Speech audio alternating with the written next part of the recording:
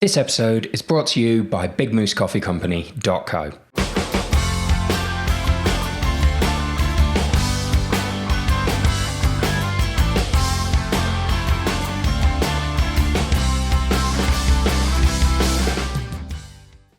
Pal. Oh, was that? We're in now. Oh, I thought that was an official pal. No, that was a test pal. I thought it was a bit of a gentle pal. I wasn't sure about it. Do you want to go in again, or are we just going to count that? Pal. Nice. Yeah, that was good. Nice. We're one step further to forming our barbershop quartet. Hi, everyone. Hello. We're going to talk today about compete and complete. Yeah, we are. Particularly, we're going to be talking about competing and completing, and this is going to be a two-parter, isn't it? Which is we're pointing out at this point. We're gonna have an ice ultra focus, but we're like the other ones that we've done that have had like a jungle or desert ultra focus. There's transferable knowledge, but yeah, we're going to continue on this mission for these self-serving podcasts for our runners, mainly from demand, which is nice. You know, they want more information. It's nice to know people want to hear it. They want to learn as much as they can before they come out and do our races. So we are going to have a focus on the ice ultra for these two episodes, and we're going to do one episode that talks about competing. So how, if you are looking at competing in one of these, finishing top 3, top 10, what you would need to do from what we've seen. And then we're going to invite Brian Keane, who finished our B-Rye, who finished our ice ultra this year. That always happens, doesn't it? When you go past really quick. Our 2019 race, we're in 19. Yeah, you can 2019. Finished our 2019 race as a competitor. So he was just looking at getting to the finish line. He classes himself as very much as a non-runner, but is strong and fit. And he has a great podcast too. If you ever want to go listen to the Brian Keane Fitness podcast, plug. But he's going to come on to the second part of this. When that will be, we don't know just yet. It'll probably be after Rangers, but part 1 is out now, obviously, because it's in your ears. Yeah, you're listening to it literally at this moment. But we do have to apologise for no episode last week. I think we're going to aim for one podcast a week, but when it gets closer to the races, it just gets quite hard. So we might drop back to one every 2 weeks. So I did get quite a lot of abusive messages. It's amazing how violent people get when they don't. Yeah, there was no podcast this weekend, and you were sort of wrong below death threats. But yeah, I didn't want to answer my door about it. Yeah, it was a case of, hey, I'm listening to radio today. That's what I got from my friend Harry. Hi, Harry. I know you're listening. But he was like, I'm listening to the radio like a regular muggle. What's going on? I don't know what a muggle is. Did you just say muggle? Yeah. I've never known you do a Harry Potter reference. Is that what, I thought it was a Harry Potter reference. Yeah, it absolutely is. I'm for our listeners, I'm one of probably the only people on earth that have not really read the book or seen a film. And for those who have read the books or seen the films, Kris is a straight up muggle. Like muggle AF. Okay, I guess that's a bad thing. You went to a Harry Potter thing this weekend, didn't you? Like on the opposite scale of me, you do everything that's Harry Potter. I went on a Harry Potter walking tour of filming locations in Oxford this weekend. And there we go. Yeah, that's the difference between me and you in a nutshell. See, I want to say I went for my girlfriend, but I went to this for my girlfriend in the same way that I went to see Justin Timberlake in about 2006. Like I said, it was because of my girlfriend. Yeah. But it was also fabulous. I'm trying to do that now and get tickets to 1975. I don't blame you. It'll be a great gig. Yeah, just a guilty pleasure. Moving on. We veered wildly off topic again. Usual. Before we actually do start this episode, we want to do a non-corporate shout out to our sponsors, Big Moose. Obviously, thank you for you guys that have ordered coffee and beer and stuff from our sponsors. It goes a long way to making the world a better place. But they've had some bad news this week, and their property was broken into. Their donation jar was stolen. They've had all their windows put through and stuff. And we just want to send our love. We also want to... I think a classic example of how they've dealt with it is... the way they've dealt with it is a classic example of how they spread positivity because they've put a board up over the window, and on there people have written things like "keep going, don't give up," and it's become like a motivational board. Which I love it. We shared out a picture of it on Twitter yesterday. If you want to have a look, in very Big Moose fashion, they've turned it into a positive message for the area. So good for them, and best wishes from us. Yeah, well, if you've been listening to the last couple of episodes and you've listened to us mention Big Moose as a sponsor, and you've thought, I might get the coffee or beer at some point, or get a mug or something, go get it now. Like this is the week they need. Now's the time. It would be a good little pickup for them, and it'll go some way to fixing their window and making sure that they are back in action as soon as possible. So big love to Jeff and Chloe and all the Big Moose gang. Hope that your week and your trading days are back to normal soon.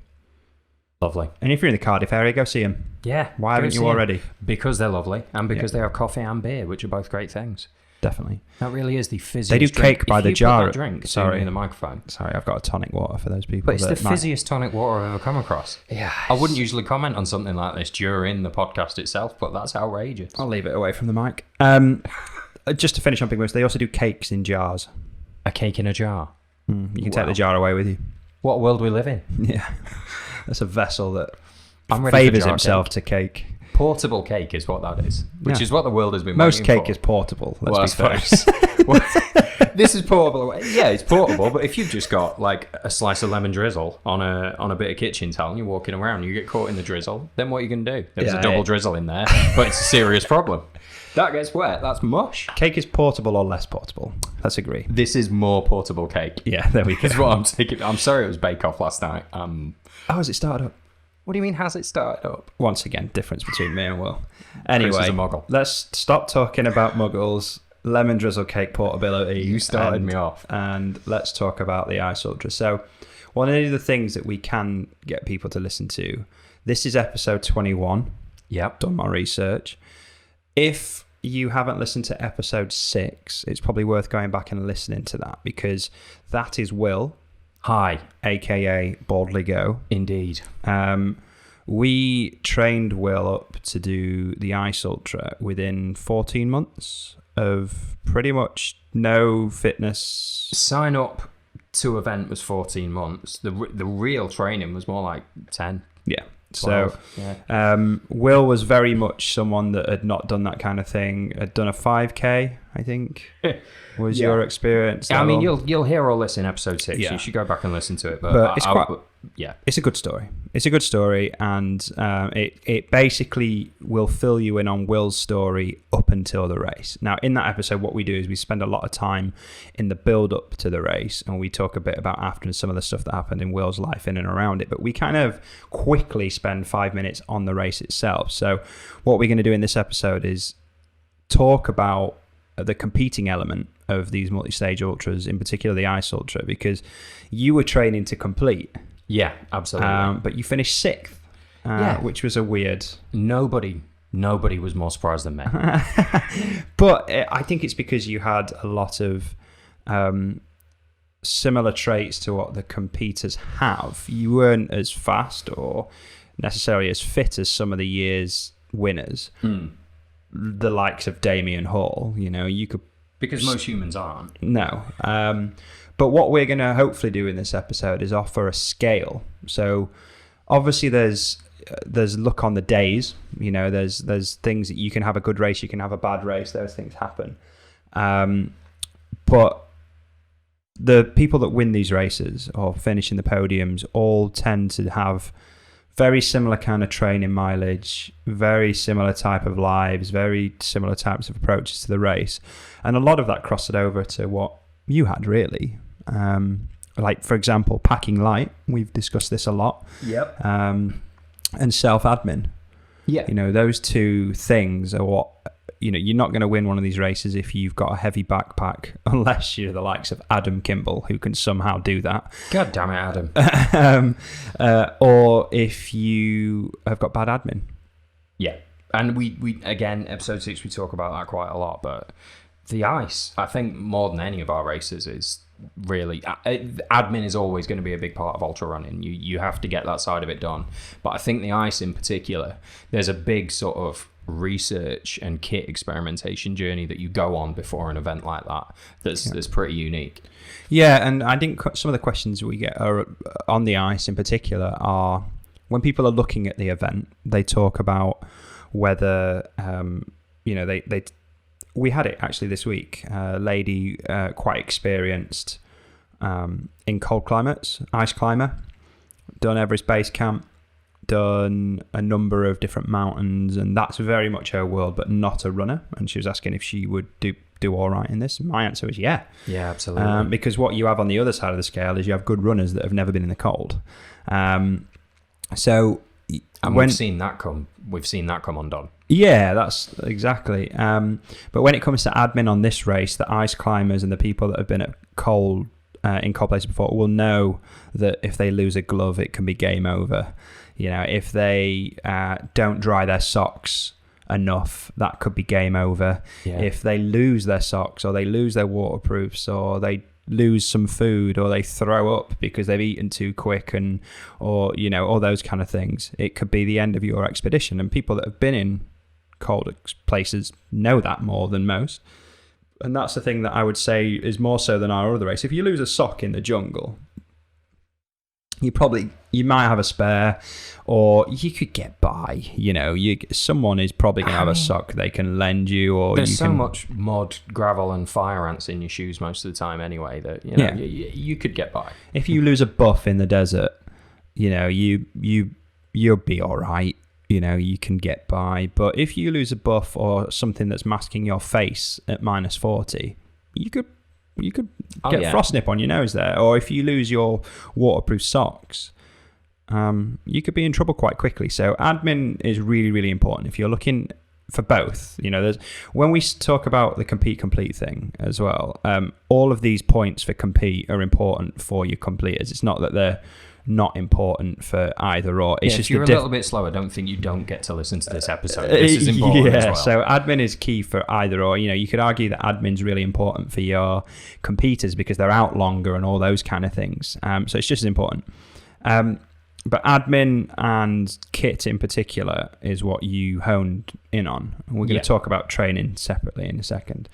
I think the other thing that competitors have, and this differs from the completers, I think, is a particular volume of training. Yeah. So if we look at the likes of Damien Hall, who's our course record holder for that particular year, he will average running mileage 80 to 120 miles a week. That's not a bad amount of miles. Big volume. He's a professional runner. As much as he won't admit it because he's a humble guy, he's a professional runner, or near as damn it to a professional runner and journalist. That's the kind of person that if he's on the roster to the race, he's going to be the guy to beat. And he's done that consistently for years. He's had experience in bad weather. His favorite thing to do is to go out into the mountains when it's soggy and spend all day in it. It's not snow. It was his first experience at that kind of temperature. But he had the Spine race behind him, all those kind of things. He'd been cold before. If you look at Simon Grimstrup, he will be 60 to 100 mile weeks. They have this level of fitness, which more importantly, and we've discussed this before, is they dedicate a set amount of time to training each week. So if it's not 60 to 100 miles, it's at least 6 to 12 hours a week, sometimes even more, where they'll be running, walking, focusing on. Yeah. And they've all got different, we've done an episode with Damien Hall, he talks about weighted vest walks after his runs and stuff to make up his mileage. He goes out for 4 or 5 hours in the hills at a weekend. And some people might be listening to this going, well, I've got a job and 3 kids and stuff. Damien does have a job and 3 kids as well. He's got the family and the job, and he's doing the drives training. out to Penny-Fan at 3 a.m. in the morning to get his run in and come back and be dad. So if you're looking at competing, they're the kind of people you're competing against. Yeah. Try and tell Jasmine Paris that it's difficult to juggle training with having a family and a profession. Exactly. She was up at 3 a.m. in the morning to get things done and stuff, before she was mum for the day and expressing on the race and stuff. Yeah. We'll talk about Jasmine at another time, but God, I could spend an hour talking about women like that. But when you're looking at that competing attitude, if you're thinking, you know what, I fancy a top 3, you might look at our race and go, there's only 40 people in it for the ice because it's limited and capped. You think, oh, this could be a place that I pick up a podium here or top 10. I would. It depends on the year that you join. Yeah, absolutely. I always feel sorry for Fabian. Fabian was new to ultra running. He's a classic example of a competitor that comes in. So Andre Hook was, I think, predominantly a swimmer. I think he was a triathlete, wasn't he? Yeah. So he was fit by other means and came across into multi-day ultra running and was competing in most parts with a runner. And then Fabian was an obstacle course racer. And he was an excellent obstacle course racer. Yeah, I think he 24-hour champs and stuff. And he came into the jungle for his first multi-stage ultra, but he was competing against Sondre Amdahl, Tommy Chen. He had such a stacked field in that jungle, and I think Sondre still is the course record holder in the jungle. So any other year, especially like the year that's just gone and the year before, Fabian would have won, but he came amazingly second. Yeah, beat Tommy Chen, which was outstanding. Amazingly second on his first ever multi-stage. So then he came to the ice thinking, this is my time to win. Lo and behold, Damien Hall's on the start line. Any other year, I would have, put him up against Simon and any other winner. I would have put him up against Vicente even. But he just so happened to be up against Damien Hall that year, so second place again, which is amazing. Sorry, Fabian. But the point behind that is that people like Fabian and people like Andre have come into ultra stage running through other sports, but similarly, again, they dedicate 6 to 8 to 12 hours a week consistently of training. Yeah. The time they're putting into their training blocks is very similar. So, a 6-minute mile or 6:30-minute mile isn't strange to them when they do run because they've got the physical attributes to do that. Yeah. And if you're looking at like kind of physical attributes of an elite athlete, episodes of Al Ruddock, I didn't do the research on them, but we've got 2 with him. He talks about the physiology of an athlete. We'd get the episode number wrong anyway. It doesn't matter. Just look for Al Ruddock. 21 for today and 6 for you is accurate. Yeah, we did well there. Fizzy tonic drink, you ready? Well, we'll see when we edit it. It's just too loud. It's weird. I stirred it a lot. What's in it? It's like a science experiment. It's just a tonic water. Even the water in Round Hay is fancier than elsewhere. It's just aggressive. Aggressive tonic water. It's aggressively fancy. So that's what we've got so far for compete. If you want to compete, you need good admin. Sounds simple, but you need systems, strong systems, backup systems, and good kit choices. Yep. The second is the pack light. I think Damian probably had the lightest pack I've ever seen on the ice. It was amazing. To the point though where he knew he was at risk. He was safe and he hit all of the requirements, but only he could have got away with a pack that light because he has the ability to move harder and faster if he needs to. Yeah. I think the temperature range that year that Damian raced with us, we was minus 40, and his kit was light. He was in shells, which goes, good on Innovate for producing kit that's light and good enough for that. But he had to run hard. If you go back look at Robbie Briton in 2016, the first thing he had to say about the ice was be bold, start cold. Yeah. From a sort of top end of the pack runner, yeah, it's dress light and rely on your fitness and your ability to consistently keep moving at a high intensity in order to keep you warm. That's not going to work if you're 2-3 hours further down the field. And that's why your kit, if you're at the front of the pack, you can get away with being lighter. If you're looking at completing this, your pack probably will be heavier because you'll need more kit choices, you'll be out for longer, but it still shouldn't mean that your pack's heavy. Heavier, it's just not different. Heavy. So it goes down to that thing of like, be your own person, don't look at someone else, because in Damian and Robbie and Simon and even Andre's case, they're packing a lot lighter than what most people are. Yeah. So fitness, we'll talk about the particular training in a second, but coming back to you,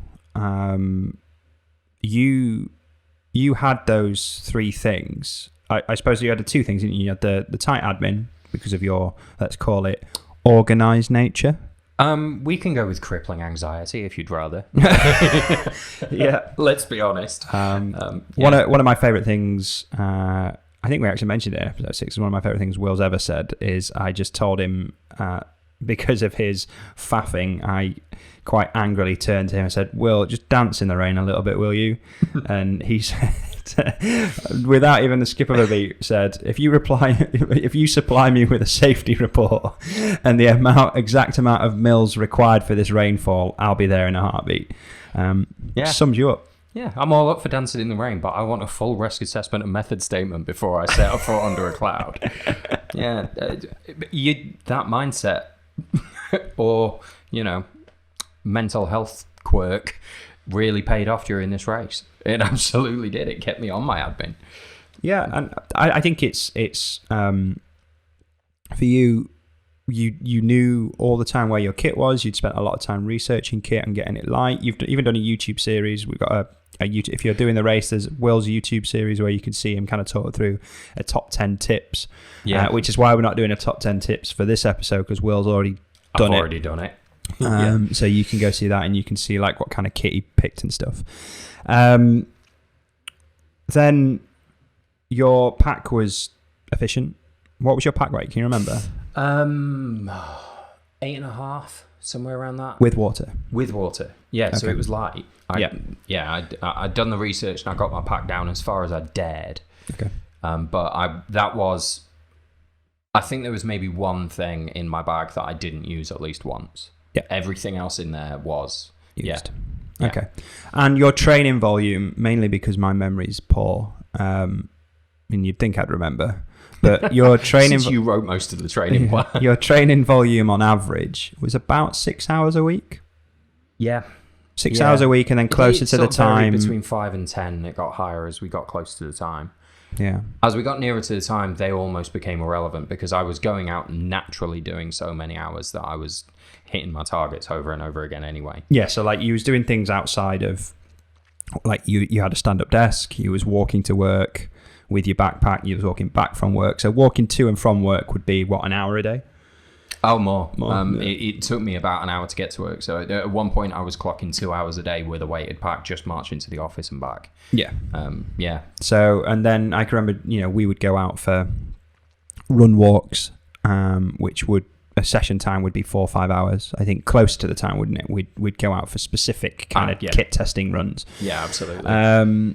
But so if you're looking at this sliding scale, use Will as a middle point. I think Will is the most. That's fair. Yeah. So even though he finished 6th in that year, I think Will's a good point to go at for your bang in the middle of completer and completer, because he had elements of both. So 6 hours I think is enough if you're clever. A week to get up to a point. As you get closer to the event, you're going to need to take it up just to do some back-to-back sessions over the weekends and time on feet and stuff. But 6 hours a week of run walking and stuff like that, if you're looking at competing with enough experience and background, obviously it goes down to this thing of like, it depends. There's so many contexts. And they've got to be useful hours. Yeah. But if you're under 6 hours a week of total training time, you might want to take that up. I can say that relatively comfortably. If you're like doing 3 to 4 hours of training a week and you've not really had experience in races and you've never been in the cold, you probably should look at moving up a bit in time for that. So like, even like Brian Keane, he'll come and say he did very limited run. I think all of his running was even on a treadmill because he hates running, which is weird, right? Yeah. But he likes to do stuff that he hates for his mental strength. But if you ever look at Brian, he's shredded. He dedicates a lot of time to training, and he has a very high level of physical fitness. He just happens to not be a runner. Yeah. So some people will cross train and do other stuff. Fabian and Andre prove that you can cross over if you've coming from athletics background or sport or swim or triathlon or rugby. There is some crossover. Yeah. But you want to become more specific closer to the time. The thing I think as well about every competitor needs is that racing experience. Yeah. Because, and this has happened in the desert a few times, and even happens with experience, I suppose. But when you're racing in these environments, and if you've not particularly pushed at this level in this environment, you can quite quickly come unstuck, and by doing that, you're risking your finish. Yeah, absolutely. We love to go to these exotic places, but it's easy to come unstuck. I can think of 4 people in the ice off the top of my head at day 1, checkpoint 3. It always seems to be checkpoint 3 of day 1. It was the same with our desert as well. Day 1, checkpoint 3. It's enough time to kind of expose people that are pushing too hard. Yeah. If it in the desert it's really hot, it starts off relatively cool because you start at 8 o'clock, but come midday it's like 40, 50 degrees.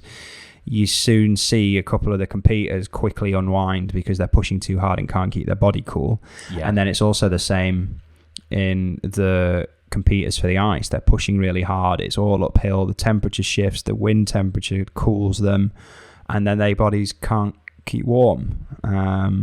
So if you are competing, I think there needs to be a realistic expectation that you've probably raced somewhere.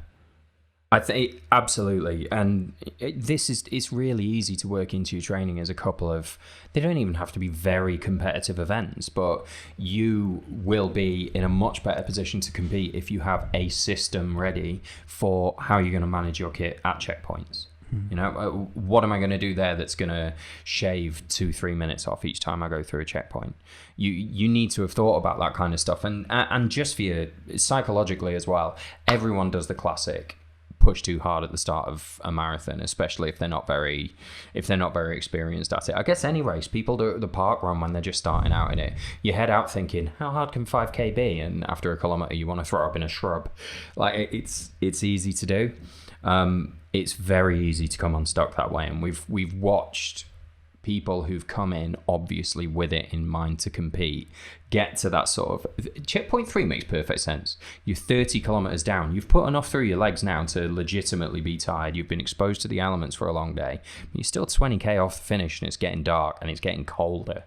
I think that's the thing of CP3 on the ice. And if you've overstretched at that point, if you're sweaty now, if you've been worrying about your pace more than you have about getting up and down your layers to make sure you're managing the temperature properly, if you've prioritized your speed over your admin at that point, you will come unstuck, and you'll come unstuck fast. Yeah, definitely. And you want to learn those lessons in a temperate environment in your home country. Make that mistake in a race where it's maybe, around the 0 mark on a frosty October in Derbyshire, before you go and make that mistake in the middle of the Arctic tundra. I think we'll be all right. Yeah, I think they're just messing around with the roof. So yeah, if you do pick up on any weird sounds, there are a couple of workmen on the outside of the house at the moment. Yeah, I'm conscious that it was rhythmic banging at the kind of pace that could have been picked up as something else. So okay, I see what you're saying. Yeah. Anyone watching on camera will know that me and Kris are both a good 2.5 meters apart in this point. And there is no one upstairs doing the sidewards romantic shuffle. I mean, the workmen are up there. We have no idea what they're actually doing. A workman. That's even more concerning. Yeah, it's just one guy. Wow. I think we have to leave this. We have to move on from this. It's the neighbours next door are having their roof done. Yeah. Okay. Which is highly inappropriate highly inconvenient for our podcast. We're trying to maintain a professional studio here. And there they are. Yeah, I don't have the gall to go out and say, do you mind? We're trying to record a podcast, because I imagine those builders are going to give me... Those builders are from Keighley. I know that for a start. Yeah, I doubt they know what a podcast is. We're not having a go at Keighley directly. No, because we know what Keighley's like. We're not having a go at Keighley directly. I'm having a go at Keighley. Oh, God, I'm out. This is like Idaho all over again. I'm more scared of Keighley than I am of Idaho. We're the only podcast in the world that get more unsubscribers than subscribers. Every time we insult someone, it's like wave of unsubscribers. So we had like Idaho, Norfolk, now Keighley. Yeah. I was born in Norfolk and I can never go home now. Yeah, thanks. Anyway, where were we up to? We were talking about like people bonking in races. Yes. Bonking being a term of dying on your arse. Yeah, basically.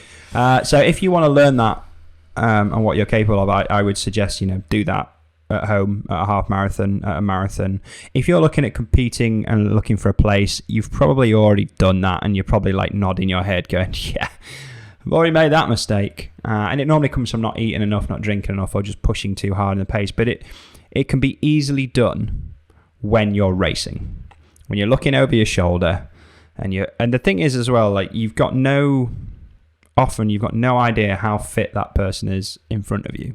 Yeah. You know, I would like to think for at least 5k of the Ice Ultra, I probably could have kept up with Damian. 5 of 230k, I probably could have kept up with him. But I can tell you what kind of state I would have been in by checkpoint 1 trying to do that. Yeah. So I think it's that managing your expectations when you kind of feel out the competitors in the thing. But also the beauty and the excitement of these multi-stage races are each day is an individual race and things go wrong. Yep. You know, we've had leads lost, we've had podiums lost, we've had podiums gained on the back of people making mistakes and stuff. Like, it is a bit of drama. So even if you feel like this person's getting away from you, your strategy could be just complete day 1 and 2 feeling good and get stronger, because that person could be pushing hard and doing themselves in. Yeah, so, I mean, we've seen both, haven't we, guys, that, you know, are in the lead from 100 meters in and are still in the lead 250k, and like you get those, but a lot can change. A lot can change, and somebody who was exceptionally strong on day 1 and day 2 might just have, you know, blown everything they had in that first couple of days. And we've watched that happen pretty regularly as well. People disintegrate through day 3, day 4. You know, bear in mind, I know people say it's a marathon, not a sprint, but it's a long distance. 5 marathons, not a marathon. Yeah. Yeah. Or 6 marathons, actually. Yeah, somewhere in that region, yeah. It's 6 in 5 most of the time. That's a lot. It's a bit excessive. So, yeah, remember, guys, it's not a marathon. It's 6 marathons back-to-back in a minus 40 tundra. It doesn't have the ring to it, does it? But it is good fun. But, yeah, I think... So you was... Obviously, we went with the attitude of just get you to the finish line. Yes. But what happened with you? Because you started slowly ticking away at people, didn't you? Yeah. I guess the surprise for me was the severity of the weather on the first day, which has happened a couple of times now, hasn't it? That first day. Started off in glorious conditions. And again, I think I would have benefited from having been in a racing scenario a couple more times before I went into it. I didn't pace myself spectacularly well. I was looking at the people around me and trying to go, well, I think I look like I might be a bit more fit than you or a bit less fit than you, so I should probably be here in the pack. But actually, I should have been listening to myself. And I was slow on that first day, partly because of that, and partly because the weather was just horrendous. And that was very surprising. The visibility was bad.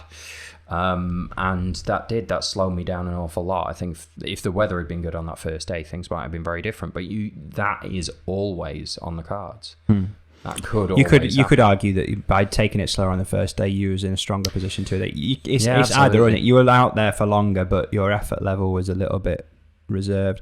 And I think you did race in training, but you didn't go to the races to race. You went to the races as a training run, so that your training week would have been relatively high volume, and you was just using a race to keep your training interesting, which is a great thing to do, by the way, guys. And I'm not a racer. I don't like racing too much. I'm just starting to get into the mental attitude of it now, but I've booked myself onto a number of races just because I knew that I had a large training volume that week, and it made me do the mileage. Yeah. So absolutely. I went to the race not to think. I always end up getting dragged into it. It's like what happened at that White Rose Ultra, which, thank you, by the way. Oh, yeah, you're welcome. For those that don't know, Will convinced me to sign up to a 60-mile race on a Thursday when the race was on a Saturday, and then didn't turn up. Yeah. I was injured. I'd not trained for 14 weeks. I've not done a single run for 14 weeks. I'll come to support you, mate. And get a message on the way there saying that he was ill. Yeah, that was a bad weekend, that. Good weekend for you, though. You did all right. Yeah, I mean, it hurt like buggery. I I couldn't walk for 4 days after because I got dragged into the race. That was a classic example of... Yes, you did. I mean, I was in... Even though I not ran for 14 weeks, it was the year that I ran with Kimball, so I'd had a lot of volume in my legs in the summer. But yeah, I ended up finishing 4th, which was... Not bad. Not bad. I looked at my time last year and the year before. If I ran that time last year or the year before, I would have podiumed, which is I ended up with a stacked field. I got Fabianed that It can year. happen to anyone. But I actually, the lady that overtook me and bumped me down into 4th is actually from Sheffield as a physio. I knew her, and that was even worse as she went off into the distance, so cheery and happy. And left me to... Anyway. Sounds like a great weekend. Oh, I'm well over it, as you can imagine. I'll be back. But the point being that I got dragged into competing. I went there just to, fine, I'll just do the mileage. And all of a sudden, I'm 2 hours in and thinking, no, I'm going to go for this. And that can happen on a race. That was a race for me, 30 miles from home, where I could drive home at the end of the day. And it was a 30-mile loop, so I could just comfortably stop in a bar at the end of it. On our races, you're not. No. You're in the middle of nowhere, and it's highly inconvenient for us to have to come and get you. So if you could not do anything inconvenient, that would be great. Yeah, if you can get to the finish line, that would be awesome. But it's a risk you take while racing. It's a risk that you have to accept. But race in environments that... Well, not racing races and go to race and go to compete and learn those lessons in a racing environment to become better aware of your body. But also, if you can, pick a race that might be a similar environment. Not even environment, but weather. So, for example, if you live somewhere in the world, let's say Europe, you can go to some cold places around November, December time for relatively cheap. Just go further north in Europe. You can go England, Scotland. It's not -40, but it's cold enough for you to duke out a race. Yeah. If you're in America, you can obviously go further north up into those states to get some cold. If you're in the Middle East, unlucky, get to the country early. Yeah, definitely. But we've even had it where we've had like Spanish runners that have gone to restaurants and asked if they can sit in their commercial freezer. Yeah. Just to... I'm not sure where that stands with sort of food hygiene standards, but yeah, I've heard about people doing it. Yeah, so people can adapt that way, but especially if it's a hot race, people can get hold of a hot race relatively quickly. Like if you're in England, you can get a flight to Madrid for 60 quid, 70 quid. Oh yeah. Do the Madrid marathon or half marathon or whatever. You could probably do a trip for 150, 200 quid all in and get a hot race in there. Even if you're looking for humidity, I was in Milan recently. If you go to Milan and go round that region, because they grow loads of rice and risotto there, so it's almost like 89. They grow risotto. Yeah, grow it just from the ground. 90% humidity, 80% humidity. I was getting jungle flashbacks. So I just thought, if you're in Europe, head out to there because it's in a basin. You don't realise, but it's got mountains either side of it, so it's really humid and stuff. So there are places that are humid. Bordeaux in the south of France can be really humid. You can disguise a race as a wine trip. Or vice versa, depending on who you're selling the trip to. But yeah, if you can get a race in those environments or just as close to it as possible, then win-win. Oh yeah, it's easy. I did a training weekend in Oslo on the run up to the ice. I spent £40 on those flights. Easy. Yeah, you can do a bit of research and look. I think one thing that's probably worth mentioning as well, though, is the race conditions itself on our race can be wildly different each year. Wildly, yeah. So and that affects also the route that we take. So our race is pretty much crafted by Mother Nature a week prior to the race. We have a set we want to start here and finish here a lot of the time, and we know where we're roughly sleeping, but the way that we work around it can be like an out and back loop and down. It could be a straight line. It just depends on conditions of the lakes and stuff. But there's the year that you did it, average temperature range of about -20. You know what? We had a couple of days where it was -7, -8. It was pretty pleasant. Yeah. Well, But let's go back a year -20. before that. So, 2016, -8 was insanely warm. I think the coldest it got was -15. Loads of snowfall. So loads of soft powdery snow. Yeah. The lakes had loads of surface water on. So even though it wasn't as cold, it was challenging for that year because of those conditions. The year after was The year I did it. your year, where we had relatively warmer weather to the point that one of the lakes wasn't crossable. So there's a little short course on that day, but you had the horrific weather day one. Yeah. Average temperatures, I think it got to -20 on the last day, the longer day. Yeah, it did. And it snowed quite a lot on that long day. It snowed quite a lot. So obviously when it snows, it's a tad bit warmer. The year after that, cold. that was Damien's year, wasn't it? -40. We had 3 consecutive days of breaking records with us. So it was like -40, -42, -47, I think it got to. We had to do a loop system with them. So their first day became 60 odd K. So they didn't have the mountain pass like you did, but they had a huge first day, which led to, I think, about 6 DNFs, 7 DNFs in the first. If you want to catch up on that race, we've got a documentary on it. Yeah, indeed we have. Yeah, just put Ice Ultra documentary into YouTube. YouTube. Head for YouTube and have a look at that. 20 minutes, and you can see It's outrageously cold. You can see them duking it out on those conditions. But because of that, lakes were good. It was more runnable. My point being there that if you are a runner and you're looking at competing, that kind of condition suits you, and that needs to take into consideration, because I think Damian even got out of his snowshoes most of the time. He was just running in trainers on frozen tracks and was loving life. It could be argued that if he was racing in a year with like where Robbie was doing it, and where he was essentially running through slush and soft powder, would they be closer? Would they be? I don't know who would win in an outright race between those two anyway. But would it have been would Damien have been a slower in that? Would Robbie have been faster in that? Those kind, because then they're wildly different to what they're used to running in, I imagine, most of the time. And then last year we had everything. We had the temperature swing last year was ridiculous. If you had it in the UK, there'd be chaos. People would think it was the end of the world. It was the back end of a massive.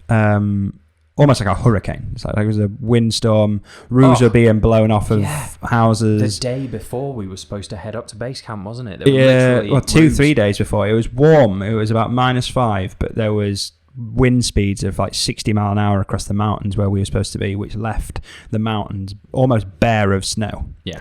So this really weird situation where we were on snow bikes trying to get over mud.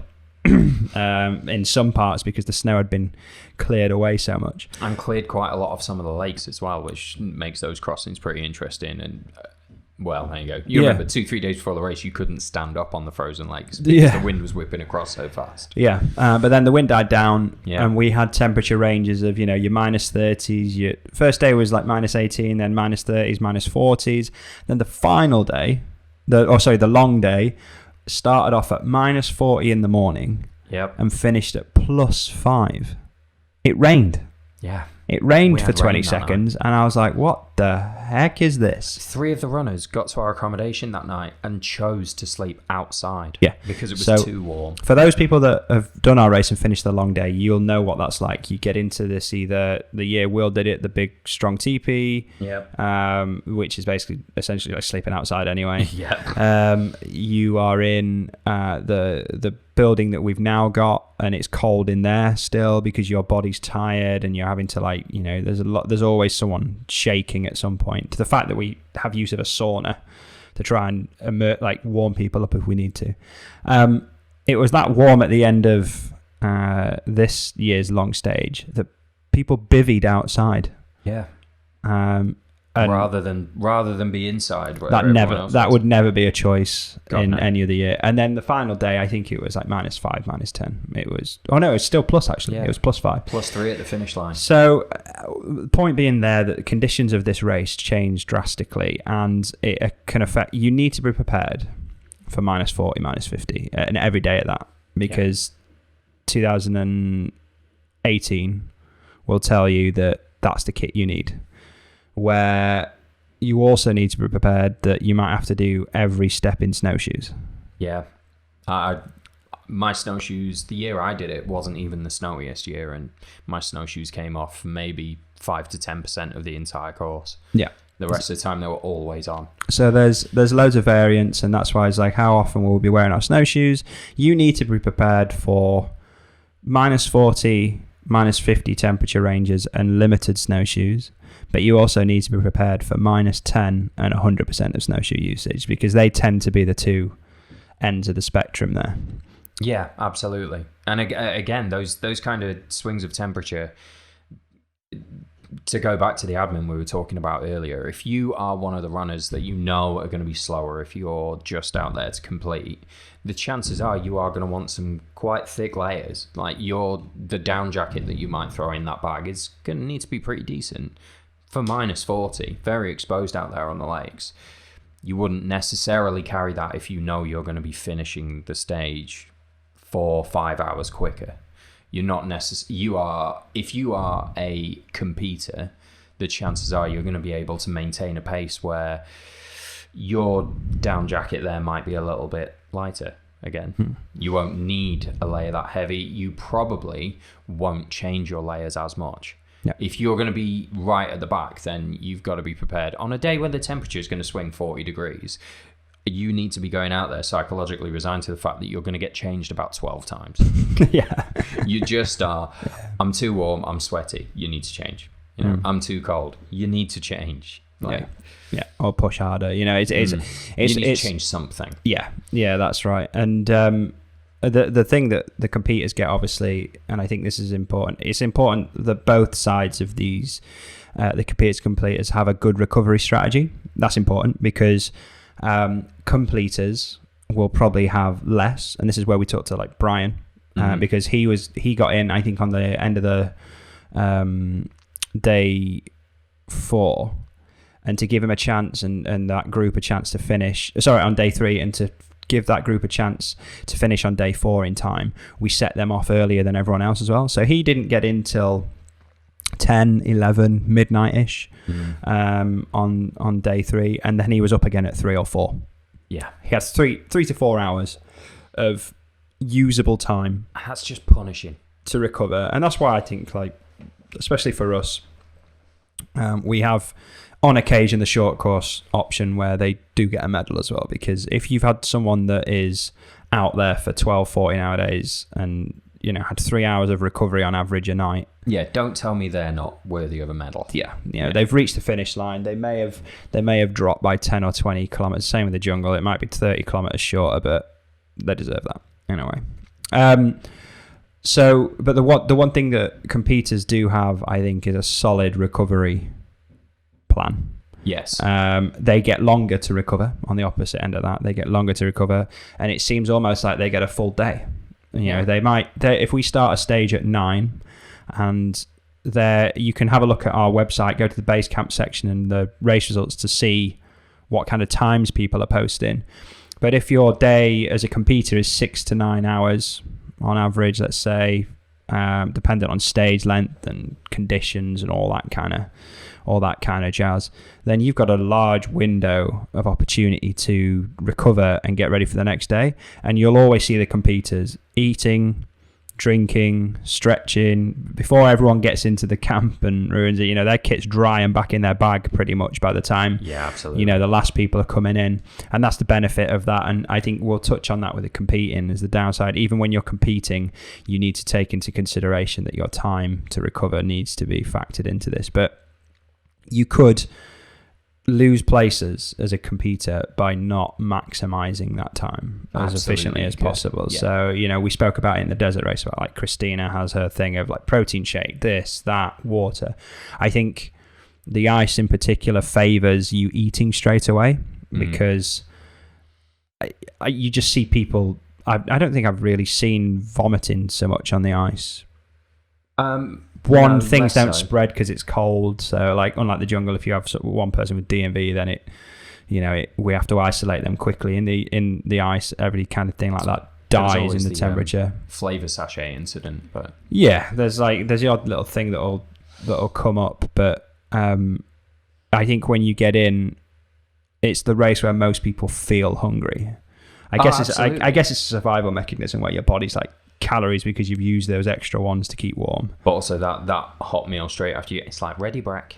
Central eating for kids. You want a good warm meal in your system as soon as you cross the line. It is going to help to warm you up because you're now going to be peeling off layers and sorting yourself out, and it's like PE at school. It might be freezing cold in that changing room.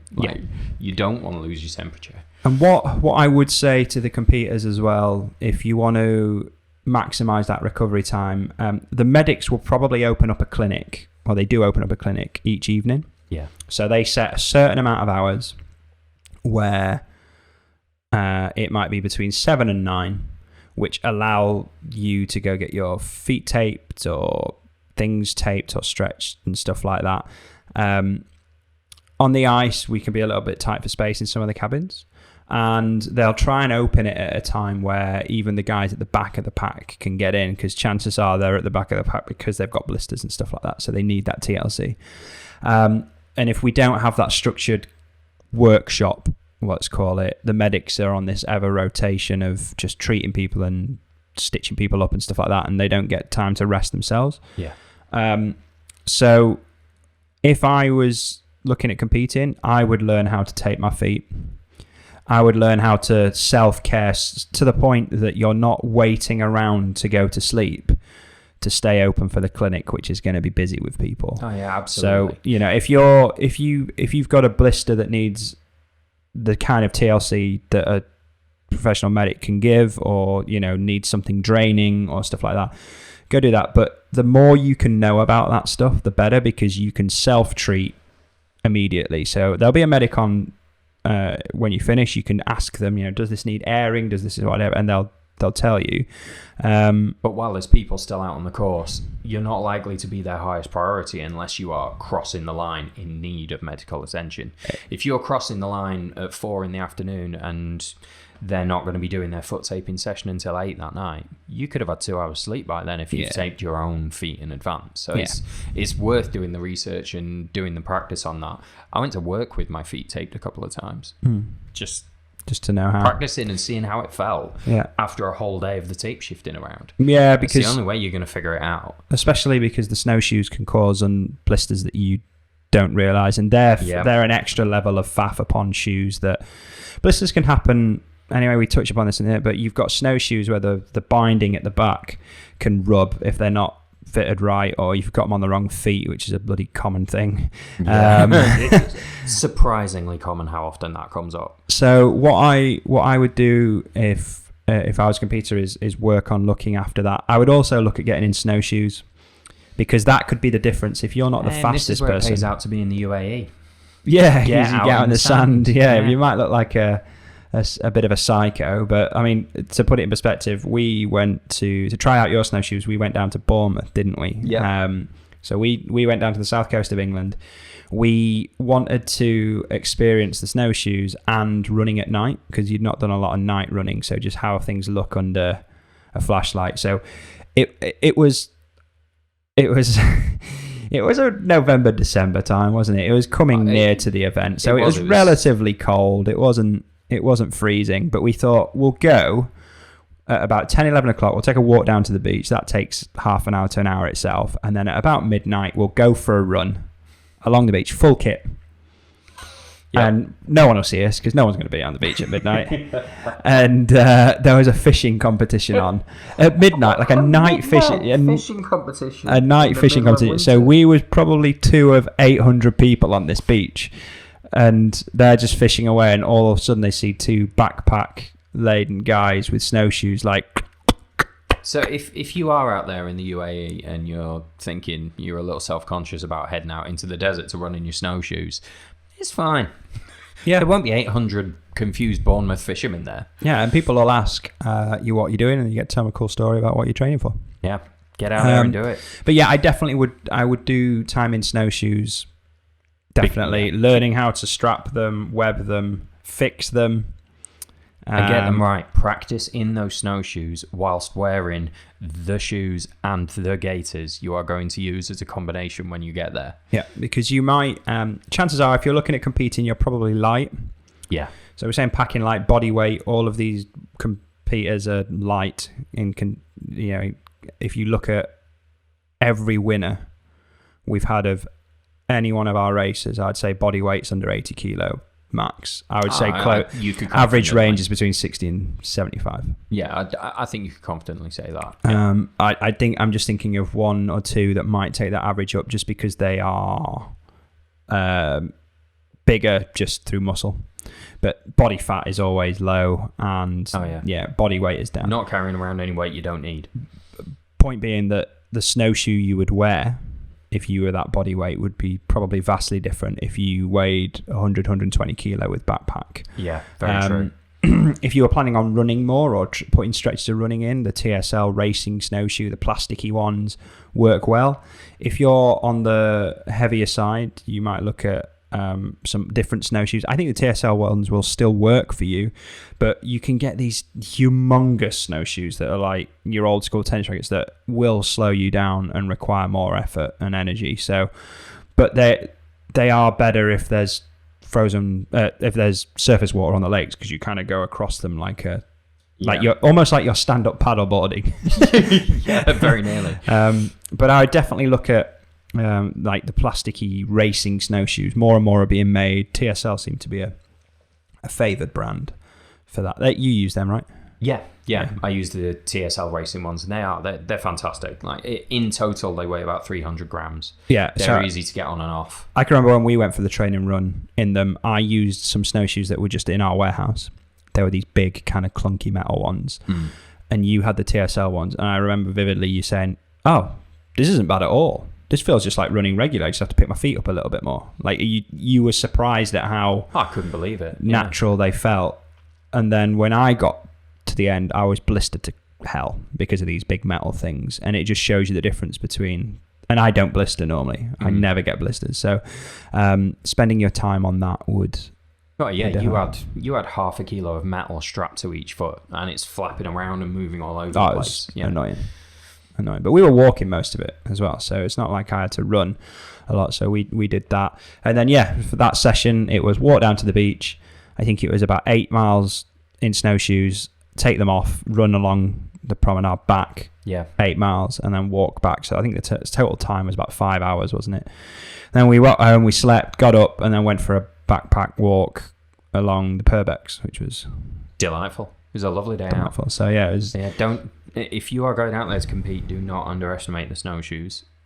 Snowshoes are different. There are lots of different kinds you can get, and that weight difference is going to make a drastic amount of difference to you. Yeah.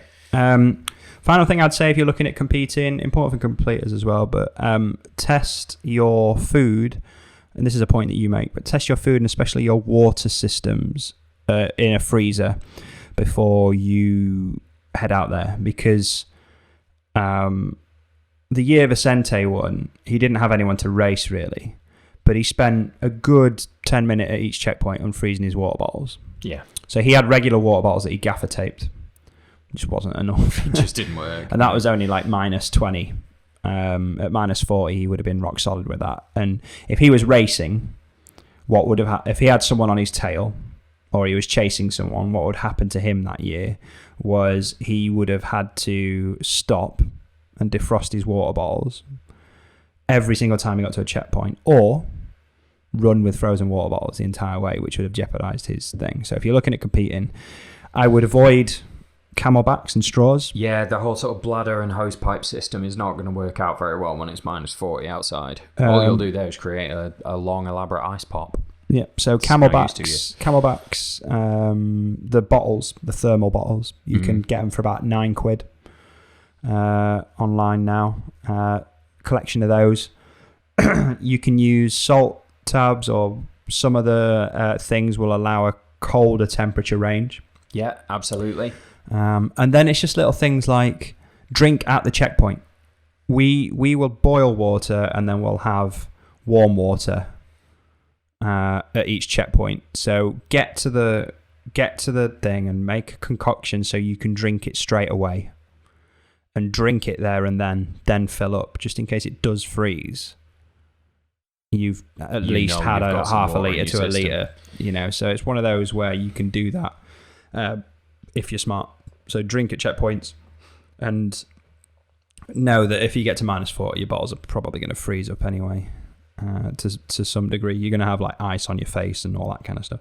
Your eyelashes are going to look great. It's beautiful for photos. Yeah, not so good for drinking water. Even if you're not looking at the documentary, we've got another video which is a daily breakdown of the Ice Ultra, and day 3. You've done it again. It's over your shoulder while you're talking about it. Oh, yeah, that's day 3 right now. Yeah. Oh yeah! How about that? So for you watching YouTube, you can see up here. For those listening, go to our YouTube page, Ice Ultra Daily Recap or something, day 3. Yeah, daily, and you'll see what it looks like when it's cold. It's bloody beautiful. And you see Christopher there. That's that interview with Krilla where he looks like he's only got one eye. Yeah, because he's directly into the sun. The entire time. He's the Sammy Ollie Mers. I hope he's listening to this, because you will never hear the end of that. He's going to sharpen his knives as he's listening to this now. But yeah, I think that those things really, for the ice in particular, are the main things you need to work on if you're looking at competing. Obviously, it goes without saying you need to be fast. So training volume shouldn't just have with you. We focused on mainly time on feet and session time and heart rate and all those kind of things to make you more efficient. If we was going for a place, we would have probably looked at almost like marathon style training, 10K, 5K style training. If you want to work on speed work in particular, our good friend Al Ruddock, who's done a couple of podcasts, has a load of sprinting style workouts on an Instagram page called Red Zone Running. It's amazing. But we did actually do those kind of things with you, didn't we? We did 2 a week. We did. I was doing 1 session a week in the gym, just doing weight work mainly and working on mobility, and 1 session of absolutely awful sprints that made me want to throw up and die. Yeah. But had a very telling effect on my fitness very quickly. Yeah, so I think that's the thing. If you're a walker and you've got that kind of experience, if you're good at walking and hiking and competing, if you've got a load of experience where you're a completer and you're looking at upgrading to a competitor, that's what you need to start looking at doing. Is you need to start putting those type of sessions into your training. You can honestly feel and see results after 6 sessions if you structure it right. The beauty of it is that it's proper sprint sessions. It's not a track session where it lasts half hour to 40 minutes. Your work time on this is about 9 minutes. And if you go to Red Zone Running, you can see he's got loads of different variant things, but the idea of the session basically is decent amount of recovery with a work time of 30 seconds to 3 minutes, and you're all out. Every single rep, you're all out. And by the end of each one of those, you will have at least hit the red zone once or twice, which is BPM dependent on what your heart rate is. That is if you're pushed for time and you're looking at competing, that is a great way to do it. There's things you can do in your longer training. If you've got like a training plan that consists of like 4 hours, 3 hours, 1 hour runs and 6 hour weeks or whatever, getting hills into your training can have a massive effect, and Absolutely. Just going off road and diversifying the training to make you a stronger runner all around. But I would definitely introduce those type of sessions start with 1 a week. Takes about 30 minutes when you consider warm up, cool down, and the session time and the bit of time that you need to just. I know people talk about regain consciousness, this kind of stuff around regain consciousness, wipe the sweat and vomit off the floor. I used to get some great looks in the gym when I was doing those. One thing I was about to say is I know one of the things people get concerned about is the amount of time your training takes. My sprint sessions, I could be in and out of the gym in 25 minutes. Yeah. On the way to work, I could nip in there for 25 minutes and have done good work in that time. But also, I know people, I think sprint sessions, people kind of hear, well, maybe I'm increasing the amount of chance of myself getting injured. But actually, most of mine was done on a rower. for exactly that reason. I had a couple of niggling injuries. Yep. So rather than putting all the stress on my legs while we're doing the sprint sessions, it's my heart we're working on here. So let's mix it up, get onto the rower. It's great. It's fine. And I'd absolutely agree with you. You were saying you could see the difference after 6 sessions. I couldn't agree more with that. Like, it was a very definite step up in my training. Yeah, it definitely helped. I mean, so what I do is it's a 5K run from here to my gym. So I'll run nice and slowly to the gym as my warm-up, and then I'll use the bike. Typically is one of my favorites because I don't know why it hurts the most. Yeah. And do like stand-up hill sprints, 30-second things, and it kind of just gasses me out. But there's no impact on it, really. You're under strain, heart and lungs feel it. I even get that. You get that raspy cough after when you do it properly. Then I walk back. So I walk back the 3 miles just to gather my thoughts and realize what the hell just went on. But even if you want to use a treadmill, I've started factoring the treadmill stuff now because I want to do a decent marathon time come April. So I'm already starting to get my head around the thing of like, I need to start speeding some sessions up. So if you're looking at competing, you're definitely going to have some level of sprinting or speed work, and that's where a coach can really come in. Not everyone that wins these races has a coach, but they do have a good knowledge of training itself. So if you look at your Damien Hall, Damian has a coach, even though he's where he is. Robbie is a coach. Simon Grimsup coaches other people. Christina coaches other people. Adam coaches other people. So even if you want to reach out to people like Adam and Christina, who are good BTU friends, I know Adam's looking at Adam's staff now, so he can tell you all about it and how to train for it and to do stuff like that. We can offer that. We are dropping a little bit of a spoiler here, or a bit of a thing for the future, but we are working on a BTU coaching system. So we're talking about that out loud. We're talking about that out loud because it's starting to formulate now into a point where we are going to have, our own in-house coaches, training manuals, videos, all those kind of things. Not just how to train for this race, but how to train for every race itself. It's probably not going to be to the end of next year because I'm busy AF. Yeah, we got stuff on, But it's coming. It's a coming. But there's nothing stopping you contacting people like Christina and Adam and saying that, you've listened to this podcast and you want some help, even if it's just on one. Hell, there's nothing to stop you contacting us. Yeah, we're nice people. Yeah, well, we can help you. We've got Facebook, we've got Twitter. Yeah, we can offer advice and stuff. But if it's a particular program you're looking for, then reach out.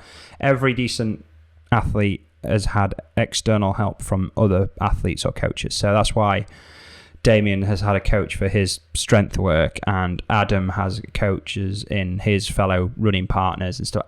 You need to be accountable to someone else, especially when structuring sprint sessions, because you'll always, I'll do 4 reps because they're a bit hurty, when you really need to be doing 6. Yeah. So do reach out, and that's why Red Zone Running is good, because it's almost like you have that coach. You get that session done, you work on trying to do it. There's a beginners and an advanced station, so if you can do the beginners, you work to the advanced, and I'm sure they'll love you there. So they're not just talking to themselves. Yeah, absolutely. Look them up. So what time are we on, mate? How long have we been going? Oh god, over an hour. Okay, cool. Yeah. Wow. I mean, it seems like enough. Doesn't time fly? Yeah. We obviously, this is going to drop this Sunday. We've recorded this on the Wednesday. Tuesday. Bank holidays, man. Yeah, so it's going to drop this Sunday. How far out are we to the Rangers race? It's not far now. Getting We're close. So we might sneak one more episode in before Kathy Dean's episode. Yeah, is my point. So we might be able to get Brian in for that. If not, fingers crossed. Yeah, if not, it will be an external guest. We've got a couple of great guests lined up.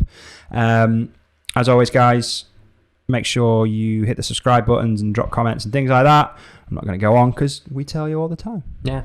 But, reviews, shares, all that business. Big thank you helps. for all of you guys that have been listening in. We're seeing the numbers go up nicely, which is great for our morale and confidence. And yeah, it's nice after we were quiet for quite a long while. Yeah, People are coming back. Yeah, so and then we're starting to actually have guests contact us to come on the podcast, which is nice. I hope you've picked up loads of valuable stuff from that. Once again, big love to Jeff and Chloe at Big Moose. Don't forget, we'll put the description in the link in the description of where you can go and grab yourself some beer and coffee. Yeah, we will. And give them a little bit of a pat on the back for being so awesome in this time of difficulty. Awfulness. Yeah, and hopefully we will see you again next week. Yeah. Have a good one, everyone. Ta-ra!